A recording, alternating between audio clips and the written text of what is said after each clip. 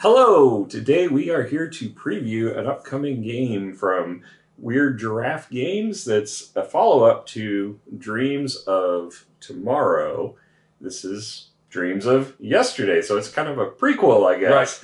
Right. But before we get into all that, make sure you hit that subscribe button and the notification bell so you'll be aware of all the upcoming games that we get to preview in advance.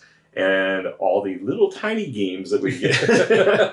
So this is a micro game. This is not the final product. This is a prototype. So it will be in a slightly different box, probably a little nicer box. So probably different quality components and all that. So we won't really go into rating a lot of this because what we have is not going to be just our impressions of what we thought of the game. Yeah. Rob, can you tell us more about this game? All right, so what we know so far is that this is supposed to be coming out in BackerKit on March 21st of this year. So there's no ranks or ratings for Board Game Geek yet, but we do know it plays 1 to 3 people, plays in about 20 minutes, which sounds about right. It was a pretty quick game. The thing I don't know about, though, says it plays ages 8 and up. Yeah, I mean, the concepts are a little... it's a pretty abstract game.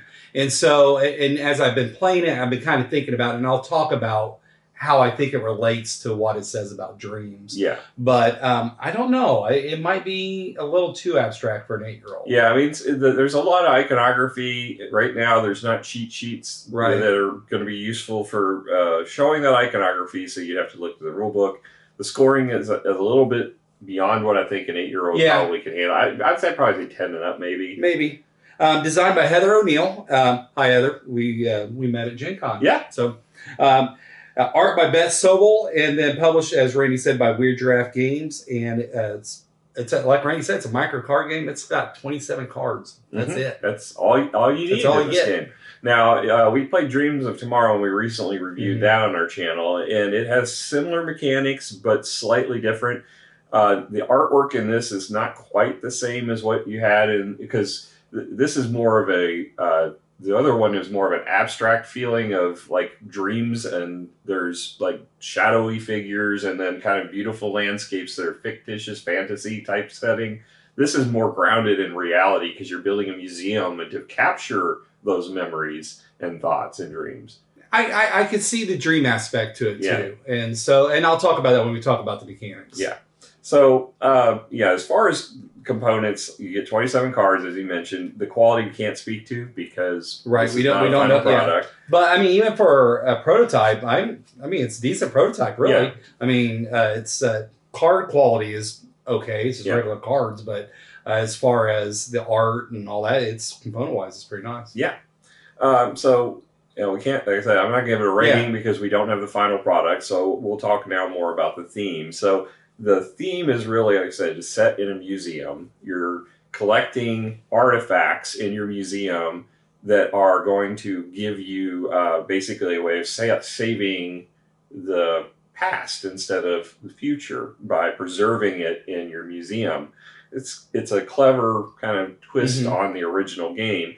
But the feel and the movement actions of the game are very similar. The only difference is in the previous game, you had cards that were the action cards where you moved around the board, and then you had separate cards which were your dreams that you were capturing. They're one and the same. You have 27 cards, and it's this. The card is either something that you're moving along, or you claim it and take it into your possession as either a resource card or one of your artifacts. So the board it stays the same size throughout the game, but you'll get different cards circulating into it. And they're dual-sided, so you might have a resource on one side, and you might have an artifact on the other. Right. And there's also some in-game artifacts that give you bonuses. Urns. The first cycle through the deck, you keep them out, and then once you go back to refresh, you'll cycle them back in. So, I mean, it's a very kind of an abstract thought process of how the game works. Yeah, it took me a second to kind of wrap around it. It's not complicated. It's not hard, but it's just left field enough that it just trying to get my head around it. I like it. Yeah. But it just took me a second to think about it and kind of internalize why we're doing what we're doing. Yeah. I think it would actually probably be easier to if you had a physical meeple that you're removing. Maybe. Because right now you've got to just basically imagine you've got an imaginary meeple that's in the spot that's empty on the board, and you can move 1 to 2 spaces clockwise around the board. So if I move to this spot, I claim this card. This card is empty now, and I backfill the spot I came from. And now the next player starts in the new position that's emptied. So it's kind of like there's this fictitious image of a worker that you're going to have. Maybe like an archaeologist or something. Yes. Yeah. So no boulders would be falling down on them. Unless you want to dream that, you could dream it. There'd be a boulder. Yeah. But as far as it's if you like the whole movement around, taking actions, it's got some of that. It's got set collection. It kind of feels like a rondelle without it being a rondelle. Yeah. You've got set collection in your area where you're collecting the different resources you need to buy cards or the artifacts, which cost resources. Mm-hmm. So, and at the end of the game, that's all that matters for scoring is those sets of resources and then any bonuses you get from the collections. So, as far as gameplay, it's, once you get the concept of it, it's pretty simple. Right. But, the trick is each of these artifacts has an action on it that you can take as basically a free action on your turn that will let you twist the rules a little bit as far as movement or the cost of claiming cards. Sometimes they have a temporary permanent resource that you don't have to spend, but you can only use it for claiming cards. But you have to have that to link more cards to it. So, as you grow, you can link any type of artifact, but you get bonuses for collecting sets in chains of the same artifact. Because you can get up to 21 points for having 6 of them in a chain. And then the bonus cards that Randy mentioned with the urns, it's looking for specific patterns or pairs or stuff like that. So you can score additional points on top of that. Yeah, they don't have to necessarily be in chains connected to one another, but they have to be in the chain. Now, you can have 2 chains going simultaneously, which also gives you the perk of having 2 bonuses active as you go through. Because whenever you claim one of these artifact cards, you will actually cover up the previous bonus or the new one if you slide it on, because you can go to either end of your chain to put it in. But you can't, like, if I had one over here and one over here, I can't decide to put it in the middle. It has to go on either end of my chain. But you can, choose which resource. Like in this case, this is not a resource, but this bonus over here is a free resource of purple. That might be more valuable to me than this one, which lets me flip one of the cards to the other side. So I can put that on this side, and now I will have that as a permanent until it gets covered. Until it gets covered. So it's not permanent per se, but it's at least just a bonus. I don't have to spend it. Whereas if I'm buying a card with the resources on your top row, let's say. Because this card that I just placed over here, I would have played illegally in this case because I would have had to pay a trophy and a whatever that is, money, I guess. Yep, money. So money and a trophy, but I don't have either of those. I have just 2 books, the green resources, so I wouldn't be able to claim that one.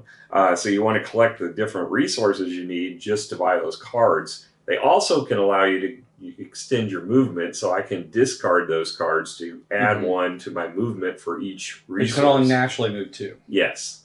So, it's one of those things where if I really want this resource or this artifact and it's out of reach, I can... Either that or you want to make sure I don't get it. Exactly. But honestly, with 27 cards in play and as short as this game is, you're probably not going to spend a lot of time trying to counter. I wonder how much quicker this would have been if we had Miranda playing it with 3-player, because it was pretty quick with just us 2. Yes, definitely. It's going to burn through the deck faster, but sure. And with the 27 cards, we took 5 out at the beginning of the game too. The other thing is with 3 players, you're going to add in. It's not going to be a 5 card grid. It's going to be a 7 card grid. Oh, okay. So it is going. I think it's going to go even faster because the end game conditions are that you cannot replenish your game board out here, which is called the histories, or you place 2 of these urns at the end of your chains, and those will be the end points. Because once you place an urn on a chain, you can't add any more cards to it. So once somebody does that, either that condition or the cards can't be refilled. That's going to cause the end of the game. Right. Oh, one other thing, there are some cards that are wild in the deck too. These are artifacts just like the others, but these are wild, and they will count as the artifact on both sides of it, which is kind of nice. So if I had this one here and later on added a pink one, so now I've got a blue artifact, which is kind of a fossil. I've got a wild, and then I've got now a pink artifact on the other side. This wild will count for both sets. So I will get to count it as 2 blue and 2 pink, which is really cool. And potentially more because you can potentially add to it. But the wilds do not count towards any of the bonuses on the urns. Mm-hmm. So they're good for your set collection, but they're not so good for the bonuses. Right. I really like I think I like the Dreams of Tomorrow better just because there's some really beautiful art in that game. Mm-hmm. If you haven't checked out our review from that, I encourage you to do so. The concepts of this game are fine and the same, really, except for the fact that you're taking the cards out of the center movement action board and playing them, which I think is a neat concept, and it certainly is portable. For sure. Definitely, I mean, the other game was still a card game, so it wasn't that big, but this one is easy to throw in your pocket. And it's not a table hog at all. No. So it could play like on a small diner restaurant table if that's where you're at. So, it's one of those convenient things if you just want a quick little game to play and you really were a fan of Dreams of Tomorrow, this is a very portable version of that game. And it's something that's going to probably attract some attention from other people nearby that see some of the art in this, because even though it's not got the sheer beauty of Dreams of Tomorrow, it's still got some pretty art. It's very pretty. Yeah. And like I always try and internalize a game too, especially an abstract game, so that not so much looking for theme, but just trying to figure out why am I doing what I'm doing? What's the point of it? And I guess this is Deep Thoughts by Robert Bird, by the way. The way I'm getting it, it's like whenever I take an item here, becomes a resource, and then as I use the resource, it turns into. So it's kind of like I'm dreaming this, and as that dream goes away, it turns into this in the dream, and so it progresses through the dream. So it's like a story of your dream. I'm getting this to do this, and then all of it turns to ash and it turns into an urn. So wow, happy thoughts. Yes, you had a really pretty message going, and then you just completely dashed it there at the end. But I like that. I like the idea of it that there is a progression to it. Now it might be a stretch, and it might just be me thinking that, but that's the feeling it evokes. Is it is a series. And it gets to an end. Yeah. So it's interesting. Yeah, and I think in the original game, you had more of a story to it because you actually did have a progression in the cards. So the cards would start out with the beginnings of your dream, and then it could go a very, very happy ending, or it could go a very dark ending. So I really like that. And it's got elements of that too. It's just, you're looking at artwork or you're looking at artifacts, and so it's pretty happy in that regard. But I really like Beth's artwork. I think for such a small card game, small footprint of a game, the artwork's great. Yeah. Now, one thing I didn't like that's a little clunky in it is the cards, in this game, you have to make sure that you get a mix of them. So you don't have all artifacts or you don't have all of the resources. And that can be a problem when you're recycling. So you have to, because I'm used to making sure all my cards are facing the same way because I'm just really bad or anal about that. I want to have everything just right. Yeah, if there's two sides of the cards, one's smooth and one's kind of textured, I want them all to be that direction. And this is going to bother my... his OCD. Yes, my OCD-ness in this. But, in this one, you have to kind of mix them up. So if you don't, you're going to end up with the same cards cycling every time. That, or it's all going to be resources and no artifacts. Yes. Or it's going to be all artifacts and no resources, so you can't be able to buy what you need. Right. So as we were recycling the deck through, we were flipping them to the other side to get them to mix. But even then, sometimes I think we probably should have taken half the deck and flipped it, half not, just so we got a better mix, so it wasn't just alternating. Because you do cycle the deck quite fast towards the end of the game because there's fewer cards. You've already built your artifacts, you're taking cards away, so it's going to cycle more frequently. So it's a little clunky in that, but I think that's kind of a necessary evil with this game being the way it is. I think this is something, if you're a Dreams of Tomorrow fan, check this out. If you like little portable games you can play at dinner or play with, in a traveling situation on a small footprint, right? Check it out. It's a good game for that. In other words, just check it out. No, I'm really interested to see the final product. I'd like to see car quality. I'd like to see if they add something to it. It'd be interesting. Maybe the meeple idea or help us keep track of. Yeah, I think that makes it a little less abstract. Having the something that looks like an archaeologist. That's my idea. So I won't charge you for it. Take it and run with it. So. All right, so that's our thoughts on Dreams of Yesterday. So make sure it's, again, coming out on BackerKit. Yeah, BackerKit. Tentatively, March 21st is the release date, and I think this video will probably be posting shortly around there. And you can go into BackerKit now and sign up for notification, so it'll let you know as soon as it comes out. Yeah, but by the time the video airs, there probably will be live already. So. Probably. All right, well, that's our thoughts. So let us know what you think if you had a chance to play Dreams of Tomorrow. Or if you're looking forward to this, let us know. Yeah. And talk to you next time. Bye. Bye.